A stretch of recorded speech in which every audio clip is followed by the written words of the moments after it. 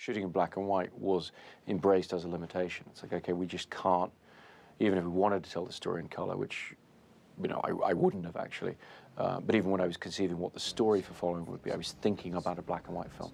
I was thinking about a film that would all be handheld. And one of the things we did at the beginning of Following, the first scene with dialogue in the film, is shot on the dolly. We had this enormous dolly in the Film Society. We shot the police station scene in the Film Society because we couldn't move it. You couldn't move it out of there. It was a studio based, essentially, with this track. But I wanted to have the first scene be a very controlled, competently made, you know, piece of filmmaking, so that when you see the rest of the film is all, you know, a Bolex, not even on the shoulder because you can't put it on the shoulder, but bouncing around and walking around the streets and following people and all of that, that it would be clear that that were deliberate, that it would be framed and put in a context where you realize that it wasn't accidental, it was a choice. And those choices could be seen as limitations, but we looked at them. I sort of sat down and thought, okay, what are they going to be? And then wrote the script with those in mind very much.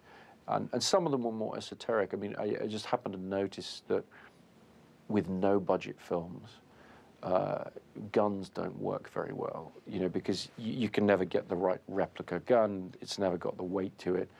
You can't fire blanks with it, you can't, you know, and so whenever you'd see that in somebody's student film or whatever, it would always seem to give the budget away or seem a bit, you know, whatever. So we used, you know, a hammer instead of a gun because we could do a hammer cheaply and make a rubber hammer that we could, you know, smash the guy's fingers with or whatever. So there are things like that where we tried to identify what are the things that really betray the budget to the audience, what take them out of the film and stop them being able to engage with the film as a story the whole way through.